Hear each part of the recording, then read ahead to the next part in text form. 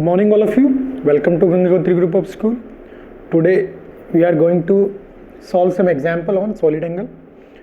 In my previous lecture we have talked about solid angle.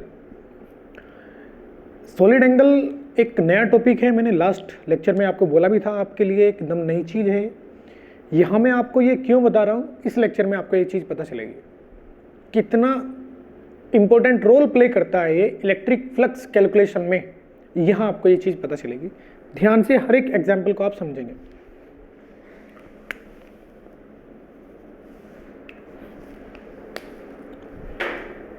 देखो example first,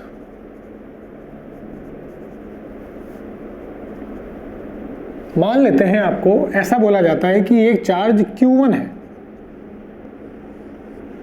और ये charge -Q2 है और आपको इस प्रकार से फिगर दिया जाता है। बहुत ही अच्छा क्वेश्चन है, समझने की कोशिश करेंगे आप।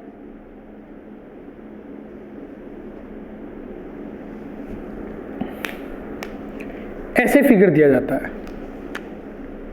इस प्रकार से कुछ फिगर दिया जाता है, समझे।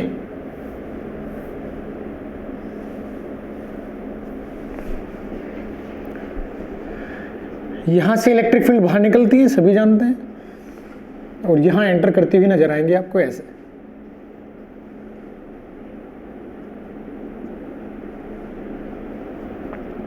जरूरी नहीं है कि आपको ये लाइन भी दर्शाई जाए, ये वाली लाइंस भी आपको दर्शाई जाए, ऐसा जरूरी नहीं है कि ये लाइंस भी आपको दर्शाई जाए।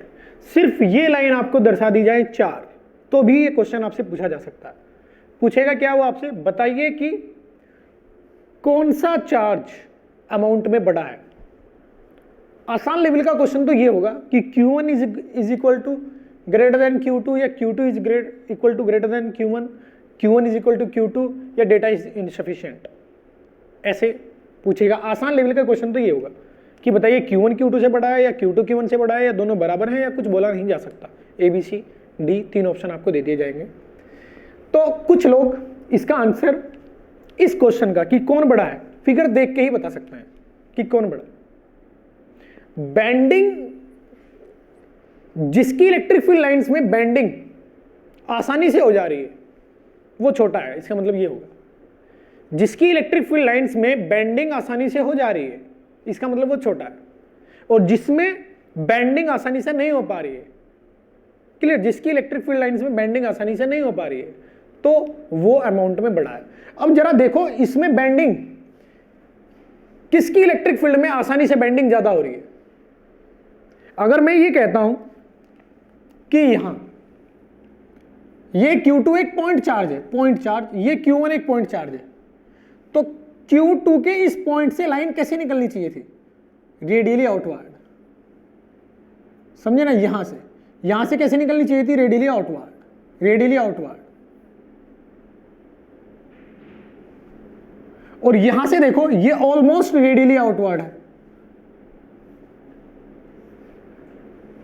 यानी इस पॉइंट के जस्ट करीब से बेंडिंग आसानी से नहीं हो पा रही है, लेकिन इसमें पॉइंट के करीब से ही बेंडिंग हो जा रही है। यहां से आप इस बात को ऐसे भी बोल सकते हो कि ये एंगल,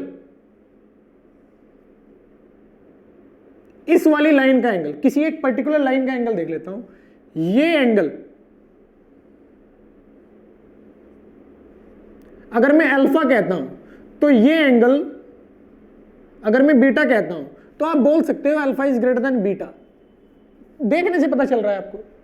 तो बेंडिंग किसमें आसानी से हो रही है, किसमें बेंडिंग हो जा रही है, Q2 की लाइंस में। अगर ये दोनों बराबर होते तो ये फिगर सिमेट्रिक दिखाई देता आपको। कैसे, ऐसे दिखाई देता है फिगर सिमेट्रिक। अगर इधर अल्फा है तो बेटा इधर भी अल्फा ही होता।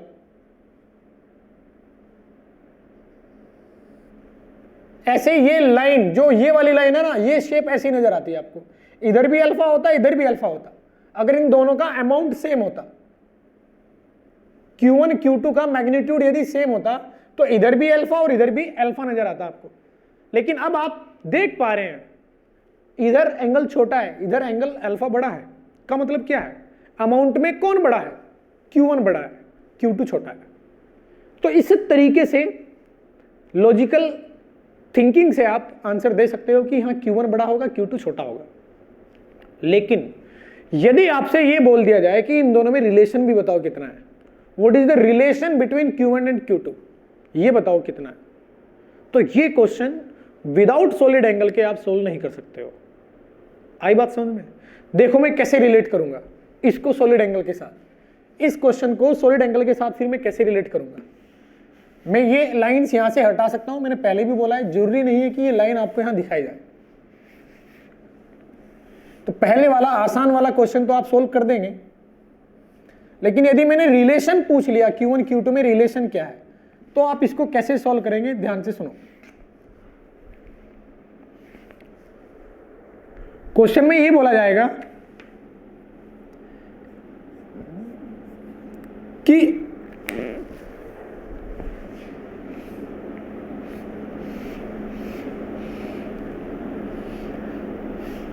Q1 से आपको ये बोला जाएगा कि Q1 से निकलने वाली फील्ड लाइंस जो 2 अल्फा एंगल में है, 2 अल्फा मान लेते हैं, ये दिया हुआ है आपको 120 डिग्री में, फ्रंट से देखने पर 120 डिग्री में, फ्रंट से देखने पर 120 डिग्री में जितनी भी फील्ड लाइंस है वो सारी की सारी इसमें 60 डिग्री में एंटर करती हैं। ये टोटल एंगल 60 डिग्री है। हम जानते हैं इस लाइन के अबाउट ये फिगर सिमेट्रिक होगा, इस लाइन के अबाउट। इसका मतलब मैं ये जानता हूं कि ऊपर वाला एंगल कितना है, 60 डिग्री है, ये एंगल कितना है, 30 डिग्री है, ये मैं जानता हूं।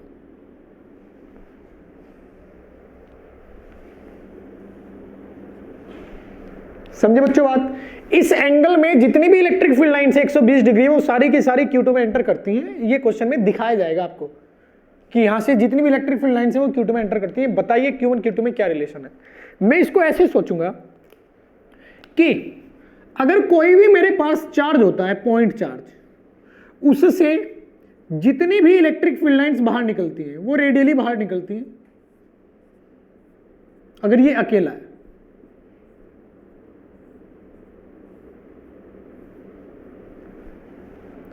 ये इलेक्ट्रिक फील्ड लाइंस अगर मैं इस पॉइंट के चारों ओर एक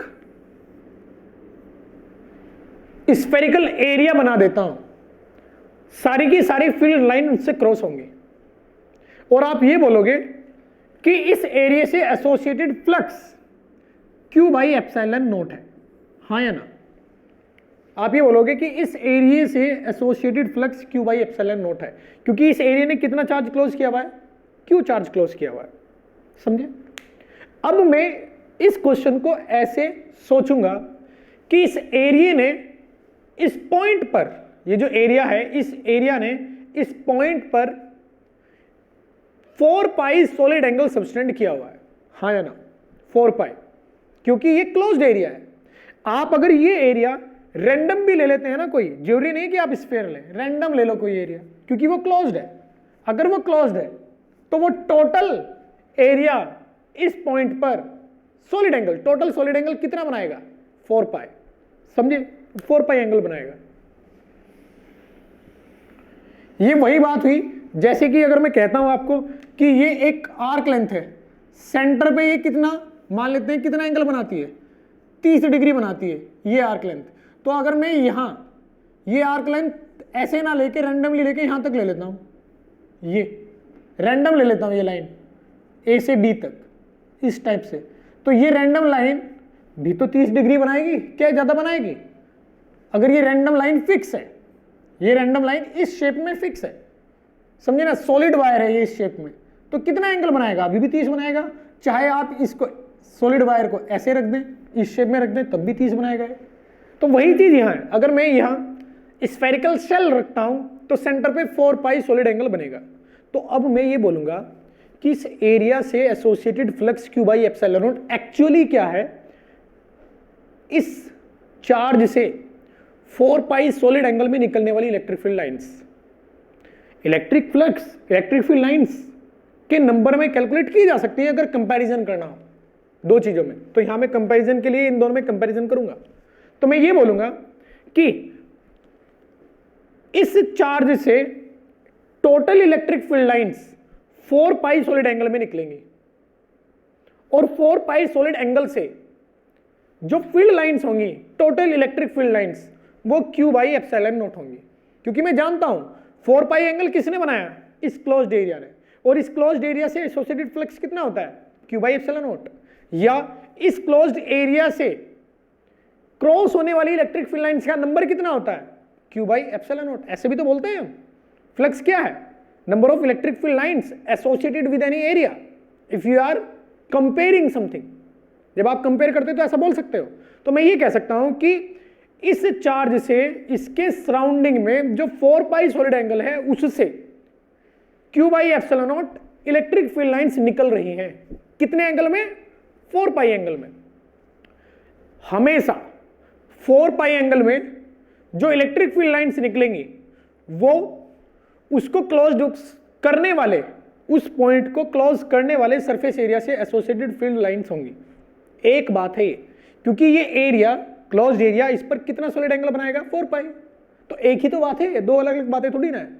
तो मैं ये कहूंगा कि कोई भी चार्ज, कोई भी पॉइंट चार्ज,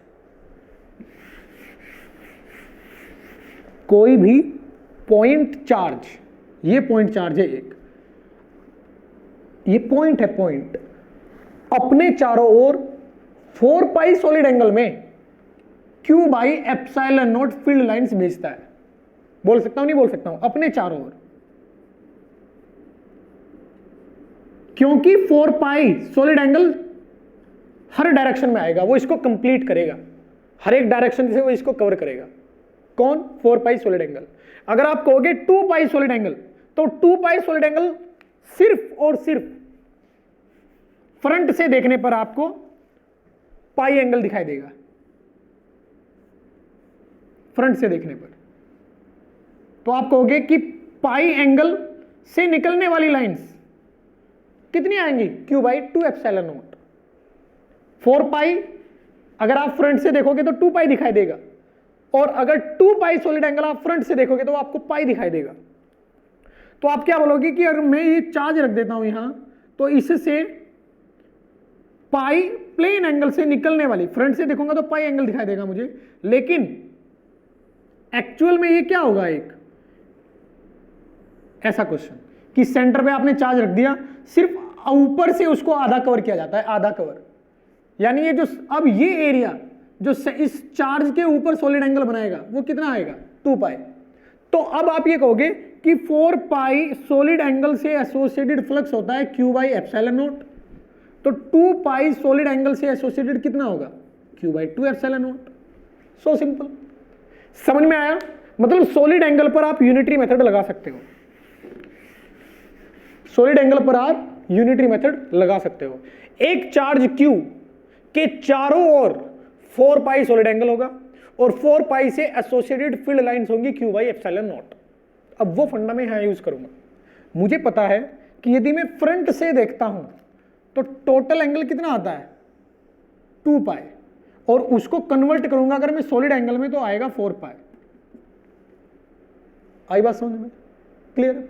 तो मैं ये कहूंगा कि 4 पाई सॉलिड एंगल से एसोसिएटेड फ्लक्स होता है Q by epsilon not, Q by epsilon not. अगर मैं किसी तरीके से ये कैलकुलेट कर लेता हूं क्या, कि ये एंगल सॉलिड कितना है, ये सॉलिड एंगल कितना है, क्योंकि ये सॉलिड है, ये सॉलिड एंगल कितना है, प्लेन नहीं है एक्चुअल में, इसके हर डायरेक्शन से इसमें अंदर फील्ड लाइंस ऐसे निकलेंगी जो इसमें एंटर करेंगी, ऐसे जाके ऐसे। तो ये सॉलिड एंगल कितना है, अगर मुझे ये पता चल जाए तो क्वेश्चन सॉल्व हो जाएगा। मुझे पता है सामने से देखने पर ये 120 दिख रहा है कंप्लीट, तो इससे एसोसिएटेड सॉलिड एंगल ऐसे निकाला जाएगा 1 माइनस कोस 120 का आधा। अब ये कितना है, 2 पाई 1 माइनस कोस 60 होता है कितना, कोस 60 कितना होता है 1/2, तो ये आएगा पाई। ये कितना आएगा, पाई। इसका मतलब यहां से जो फ्लक्स निकलेगा वो आप बता सकते हो कितना निकलेगा यहां से फ्लक्स, यहां से फील्ड लाइंस कितनी निकलेंगी, कितना आपको पता है कि 4 पाई सॉलिड एंगल से कितनी निकलती हैं, Q by epsilon not, 4 pi angle से एसोसिएटेड फील्ड लाइंस। तो मैं इसको ऐसे लिखूंगा, वी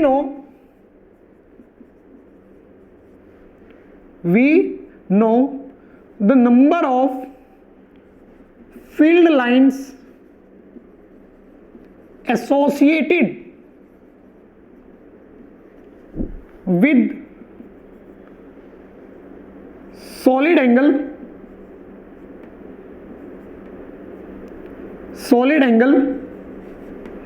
4 पाई, स्टेरेडियन इसकी यूनिट होती है, जैसे प्लेन एंगल की रीडिंग होती है रेडियन, इसकी होती है स्टेरेडियन। 4 पाई कितना है, Q by epsilon not. That's why field lines associated with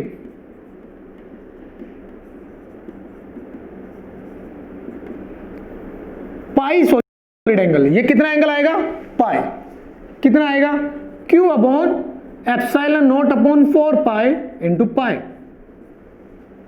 4 पाई से इतना है Q बाई एप्सिलॉन नॉट, एक स्टेरेडियन से कितना होगा, Q by epsilon naught, pi से कितना होगा, इंटू पाई। यूनिटी मेथड, 100 रुपए की 10 टोपी, 1 रुपए की 10 बाई 100, तो 5 रुपए की 10 बाई 100 इंटू 5, वही किया मैंने। 4 पाई से इतना, एक से Q upon 4 pi epsilon naught, pi से इंटू पाई, तो पाई से पाई गया, आंसर कितना आया, Q upon 4 pi epsilon not. तो आप बोलोगे कि इतनी इलेक्ट्रिक फील्ड लाइंस यानी इतना electric flux Q upon 4 pi epsilon not यहां से निकलता है, और ये फिगर मुझे ये दर्शा रहा है कि जितनी ये फील्ड लाइंस यहां से निकली वो सारी की सारी इसमें यहां एंटर की हैं, कितने एंगल में, इस सॉलिड एंगल में।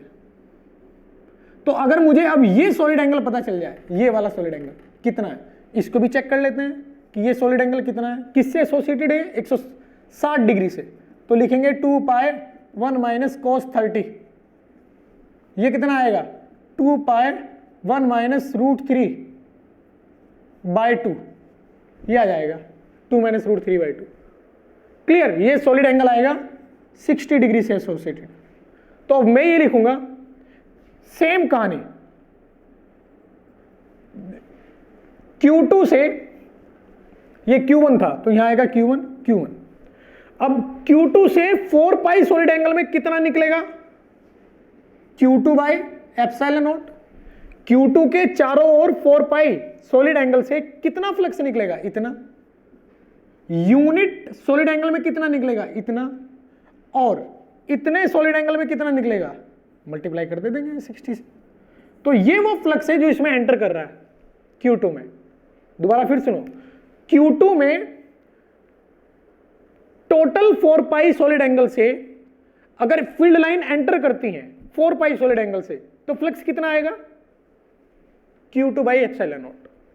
4 पाई क्या होता है, इसको कंप्लीट कवर कर लेगा, और अगर इसको कंप्लीट कवर कर लेगा 4 पाई सॉलिड एंगल, तो गॉस लॉ से मैं बोल सकता हूं Q2 बाई एप्सिलॉन नॉट, इससे एसोसिएटेड फ्लक्स क्या आएगा, Q2 by epsilon not, enter करेगा वो। अब यूनिट सॉलिड एंगल से कितना आएगा, 1/4 पाई Q2 बाई एप्सिलॉन नॉट, और इतने सॉलिड एंगल जो बना रहा है, यानी ये जो सॉलिड एंगल है, इस सॉलिड एंगल से कितनी फील्ड लाइन एंटर कर रही है, तो 1/4 पाई Q2 by epsilon not into ये सॉलिड एंगल। तो ये वो नंबर ऑफ फील्ड लाइंस हैं जो इसमें एंटर कर रही हैं, किसमें, इधर से एंटर कर रही हैं, ये इस सॉलिड एंगल में जो एंटर कर रही है, और वो फील्ड लाइंस एग्जैक्टली बराबर हैं इन फील्ड लाइंस के, क्योंकि जितनी यहां से निकली उतनी इसमें एंटर कर रही है। ये फिगर ये चीज मेरे को दर्शा रहा है। तो मैं क्या करूंगा, मैं लिखूंगा ये क्या है, total field lines entering in Q2। इसको थोड़ा अच्छे से यहां लिख देते हैं, ये हटा देता हूं,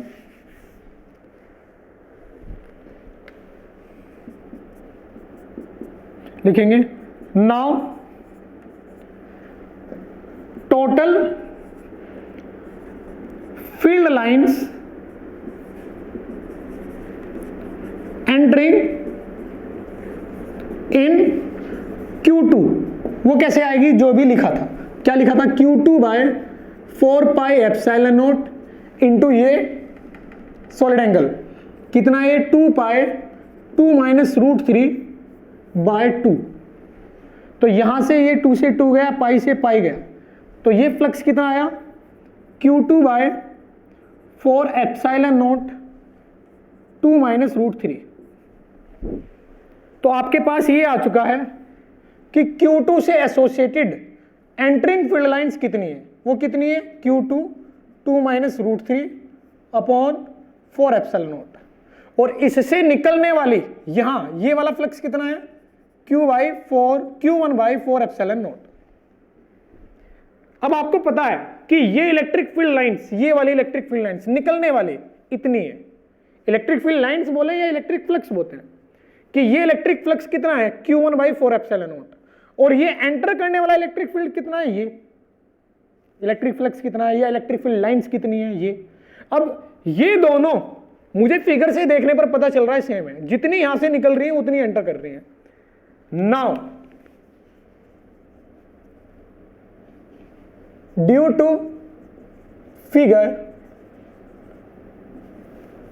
हम लिख सकते हैं कि Q1 अपॉन 4ε0 बराबर Q2 2 माइनस √3 बाय 4ε0, ये लिखा जाएगा। अब ये 4 से 4 गया, आपके पास फाइनल आंसर आया Q1 बराबर Q2 2 माइनस √3, ये आंसर आएगा। रिलेशन भी आप बता सकते हो Q1 Q2 में। अगर आपसे सॉलिड एंगल वाला कॉन्सेप्ट नहीं आता है तो बेटा ये क्वेश्चन आप अप्रोच नहीं कर पाओगे कि रिलेशन कितना है, आप सिर्फ कमेंट कर पाओगे कि कौन बड़ा है कौन छोटा है, समझे। तो इसलिए सॉलिड एंगल बहुत ही जबरदस्त चीज है, इंपॉर्टेंट चीज है। कुछ क्वेश्चन ऐसे हैं कि सॉलिड एंगल के बगैर आपको बहुत ही ज्यादा मुश्किल होगी उनको सोल्व करने में, समझे।